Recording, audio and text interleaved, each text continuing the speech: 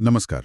आज हम जिनकी कहानी पर थोड़ी गहराई से बात कर रहे हैं वो हैं श्रीमती प्रतिभा देवी सिंह पाटिल। जी। भारत की पहली महिला राष्ट्रपति। बिल्कुल।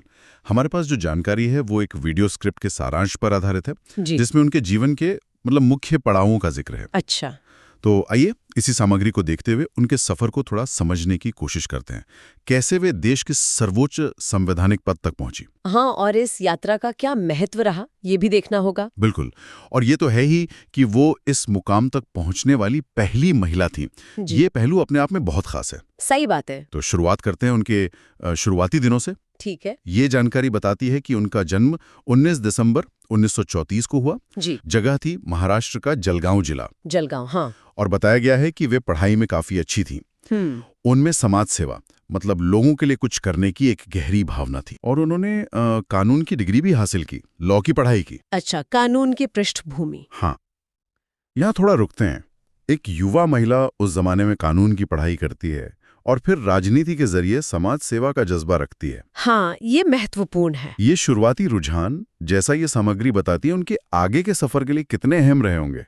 देखिए, ये एक बहुत ही अहम नुक्ता उठाया आपने। जी। सामग्री जिस तरह से उनकी शिक्षा और वो शुरुआती दिलचस्पी को उनके राजनीतिक भविष्य से जोड़ती है, वो गौर करने लायक है। हाँ। कानून की समझ और समाज सेवा की इच्छा, जैसा बताया गया है, उन्हें एक मजबूत जमीन देती है। बिल्कुल। जिससे वे 1962 में, काफी पहले, महाराष्ट्र विधानसभा की सदस्य बनकर सक्रिय राजनीति में कदम रखती हैं। 1962 में ही? हाँ, ये सिर्फ कोई एकेडमिक सफलता नहीं थी, बल्कि ऐसा लगता है कि ये सार्वजनिक जीवन में भूमिका निभाने की तरफ एक सोचा समझा कदम था। सही। स्रोत से यही आभास मिलता है। ये दिखाता है कि कैसे वो शुरुआती झुकाव और तैयारी एक इतने लंबे और असरदार करियर की नींव डाल सकते हैं। हाँ, ये कनेक्शन तो बिल्कुल साफ दिखता है इसमें। और फिर उनका राजनीतिक सफर, जैसा ये जानकारी बताती है, काफी लंबा रहा, कई पड़ावों वाला। महाराष्ट्र विधानसभा सदस्य के तौर पर शुरुआत की और उसके बाद कई अहम भूमिकाओं में रहीं। हाँ, कई सारी। इनमें राज्यसभा की उपसभापति बनना शामिल है और बाद में राजस्थान की राज्यपाल का पद भी संभाला उन्होंने। बिल्कुल, राज्यपाल भी रहीं। ये सिर्फ पद नहीं थे, बल्कि शायद अनुभव के अलग अलग अध्याय थे जिन्होंने उन्हें तैयार किया होगा। बिल्कुल सही कहा। और अगर हम इन भूमिकाओं को एक क्रम में देखें, जैसा स्रोत बताता है, तो ये सिर्फ कोई राजनीतिक सीढ़ियां नहीं थीं। अच्छा। हर भूमिका ने उन्हें शासन और प्रशासन का एक अलग और जरूरी तजुर्बा दिया। जैसे देखिए, महाराष्ट्र विधानसभा में उन्हें राज्य स्तर की राजनीति और शायद जमीनी मुद्दों की सीधी समझ मिली होगी। हाँ, बिल्कुल, जमीनी स्तर पर। फिर राज्यसभा में उपसभापति, तो वहां राष्ट्रीय स्तर पर विधायी कामकाज, जो संसद की प्रक्रियाएं होती हैं, उनकी गहरी जानकारी मिली होगी। सही कहा, पार्लियामेंट्री प्रोसीजर। हाँ, और अंत में राजस्थान की राज्यपाल के तौर पर एक पूरे राज्य के संवैधानिक प्रमुख की भूमिका। तो कार्यकारी जिम्मेदारियां, प्रशासनिक चुनौतियां, इनका सीधा अनुभव मिला। यानी आप कह रही हैं कि हर भूमिका एक तरह से अगली और शायद बड़ी जिम्मेदारी के लिए तैयारी थी। हाँ, ऐसा ही लगता है। विधायी अनुभव भी, कार्यकारी भी, राज्य स्तर से लेकर राष्ट्रीय स्तर तक का भी। जी, ये सब मिलकर एक व्यापक प्रशासनिक और राजनीतिक समझ बनाते हैं। ये उनके क्रमिक विकास को दिखाता है, उनकी नेतृत्व क्षमता कैसे बनी ये दिखाता है। हाँ। ऐसा लगता है कि हर भूमिका ने उन्हें आने वाली बड़ी जिम्मेदारियों के लिए तैयार किया, उन्हें तराशा। और ये अनुभव फिर राष्ट्रपति पद के लिए बहुत महत्वपूर्ण साबित हुए होंगे। निश्चित रूप से। जैसा उनके करियर के ग्राफ से अंदाजा लगता है, ये अनुभव बहुत काम आए होंगे। ये एक तरह से कह सकते हैं योग्यता और अनुभव का वो जमावड़ा था जिसने उन्हें देश के सर्वोच्च पद के लिए एक स्वाभाविक दावेदार बनाया होगा। कम से कम इस जानकारी के अनुसार तो यही लगता है। और फिर आता है वो ऐतिहासिक क्षण जिसका जिक्र इस सामग्री में प्रमुखता से है ही, साल 2007। हाँ, 2007, जब वे भारत की पहली महिला राष्ट्रपति चुनी गईं और 2012 तक इस पद पर रहीं। जी। ये वाकई एक मील का पत्थर था, है ना? न सिर्फ उनके अपने सफर में, बल्कि भारतीय लोकतंत्र और समाज के लिए भी। बिल्कुल, खासकर महिलाओं के प्रतिनिधित्व के लिहाज से तो ये बहुत ही बड़ा कदम था। सही। अच्छा, ये सामग्री इस बात पर भी रोशनी डालती है कि उनके कार्यकाल के दौरान कुछ खास मुद्दों पर ध्यान दिया गया। कौन से मुद्दे? जैसे शिक्षा, महिला सशक्तिकरण और समावेशी विकास। अच्छा, ये 3 क्षेत्र। हाँ, ये वो क्षेत्र हैं जिनकी अहमियत आज भी उतनी है, शायद बढ़ी गई है। हाँ, ये तो हमेशा प्रासंगिक रहने वाले विषय हैं। तो ये देखना दिलचस्प है कि देश के सर्वोच्च पद पर रहते हुए उन्होंने इन विषयों को अपनी प्राथमिकता बनाया। हाँ, ये वाकई गौर करने वाली बात है।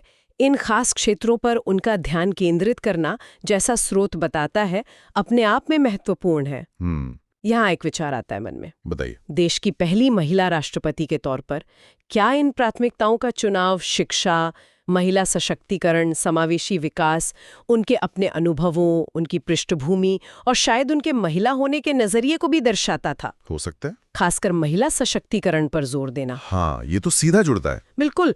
जब देश की संवैधानिक प्रमुख एक महिला हो और वे स्वयं महिला सशक्तिकरण को प्राथमिकता दें, तो उसका एक प्रतीकात्मक और एक वास्तविक दोनों तरह का गहरा असर होता है। आप सही कह रही हैं। ये सिर्फ एक पॉलिसी डिसीजन नहीं रह जाता फिर। नहीं, बिल्कुल नहीं। ये एक बहुत शक्तिशाली संदेश बन जाता है और सर्वोच्च पद से आने वाले संदेश का वजन भी ज्यादा होता है। एकदम सही।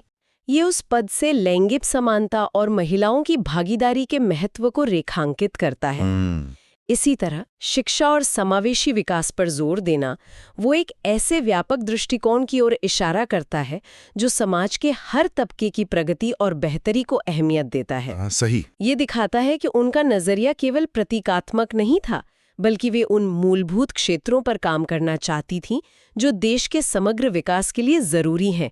कम से कम इस जानकारी से तो यही प्रतीत होता है। तो ये प्राथमिकताएं उनके कार्यकाल की एक तरफ ही पहचान बन गई? हाँ, ऐसा कह सकते हैं। अच्छा, ये सामग्री उनके सफर का सार बताते हुए एक बहुत प्रेरणादायक बात कहती है। क्या कहती है? उनकी यात्रा साबित करती है कि दृढ़ संकल्प और दूरदृष्टि से कुछ भी संभव है। ये तो बहुत अच्छी बात है। ये सिर्फ एक लाइन नहीं लगती, उनके पूरे जीवन पथ को जैसे समेट लेती है। जलगांव से राष्ट्रपति भवन तक का सफर।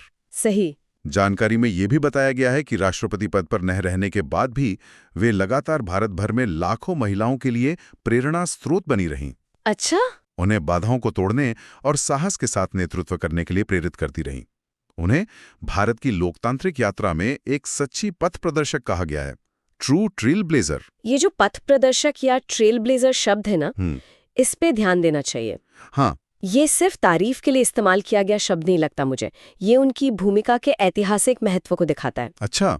मतलब एक राजनीतिक हस्ती की विरासत कैसे बनती है और उसे कैसे याद किया जाता है। प्रतिभा पाटिल का सफर, जैसा इस स्रोत में बताया गया है, वो केवल उनकी निजी कामयाबी की कहानी नहीं है। तो फिर ये भारत में महिलाओं के नेतृत्व के संघर्ष और लोकतंत्र में पुरानी बाधाओं के टूटने की जो बड़ी कहानी है, उससे जुड़ जाता है। मतलब उनका राष्ट्रपति बनना सिर्फ एक राजनीतिक घटना नहीं थी, बल्कि एक सामाजिक और सांस्कृतिक बदलाव का भी प्रतीक था। ऐसा हाँ, स्रोत का पथ प्रदर्शक कहना इसी ओर इशारा कर रहा है, ऐसा लगता है।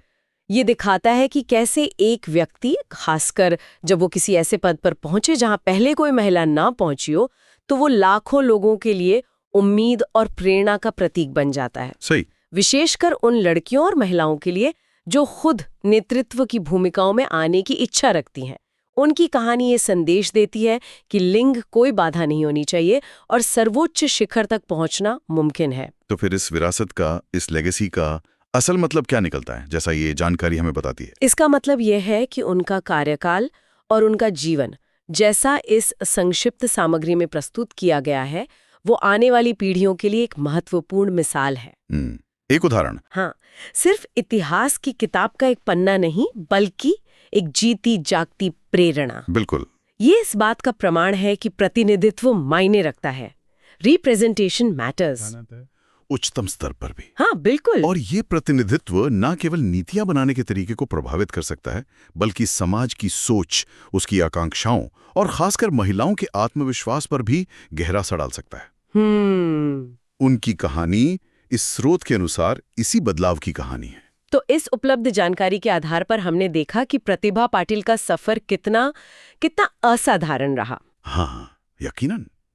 महाराष्ट्र के एक छोटे शहर जलगांव में जन्म से लेकर भारत की पहली महिला राष्ट्रपति बनने तक का उनका सफर। जी।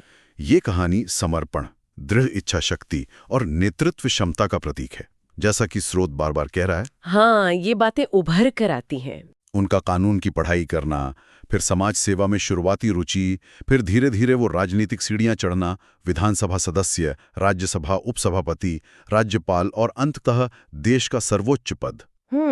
ये सब उनके अटूट संकल्प को दिखाता है। बिल्कुल। और जैसा हमने विस्तार से बात की भी, उनके कार्यकाल के दौरान शिक्षा, महिला सशक्तिकरण और समावेशी विकास पर विशेष ध्यान देना, ये उनके कार्यकाल की पहचान बना। हाँ, ये बात भी स्रोत में स्पष्ट रूप से सामने आती है। हाँ, ये उनकी प्राथमिकताओं को दिखाता है और शायद उस नजरिए को भी जो वे देश के भविष्य के लिए रखती थी। जी। और जाहिर है, उनका पहला महिला राष्ट्रपति होना वो अपने आप में एक ऐतिहासिक उपलब्धि थी, जिसने कई मायनों में एक शीशे की छत को तोड़ा। हाँ, बिल्कुल। और अंत में एक विचार छोड़ जाते हैं श्रोताओं के लिए। जरूर। ये सामग्री उनकी यात्रा को दृढ़ संकल्प और दूरदृष्टि के प्रमाण के रूप में प्रस्तुत करती है और उन्हें एक पथ प्रदर्शक कहती है। हाँ। तो ये हमें सोचने पे मजबूर करता है कि जब ऐसे ऐतिहासिक मील के पत्थर हासिल हो जाते हैं, जैसे देश को पहली महिला राष्ट्रपति मिलना, उसके बाद भी हाँ, नेतृत्व में निरंतर प्रगति और समाज के सभी स्तरों पर, सभी क्षेत्रों में समान और सार्थक प्रतिनिधित्व सुनिश्चित करने के लिए और किन कदमों की जरूरत होती है? अच्छा सवाल है। क्या इस तरह का पहला होना काफी है, या ये सिर्फ एक लंबी और जरूरी यात्रा की शुरुआत भर है, जिसे अभी और ताकत से आगे बढ़ाने की जरूरत है? स्रोत हमें उनकी उपलब्धि का जश्न मनाने के साथ साथ शायद इस सवाल पर भी सोचने के लिए प्रेरित करता है। बहुत खूब। तो ये थी प्रतिभा पाटिल की कहानी पर आधारित हमारी आज की चर्चा, जो हमें उपलब्ध सामग्री से मिली जानकारी पर ही आधारित थी। जी। उम्मीद है कि इस बातचीत से उनके सफर, उनकी भूमिका और उनके महत्व की एक साफ तस्वीर उभर कर आई होगी, जैसा कि ये स्रोत उन्हें प्रस्तुत करता है।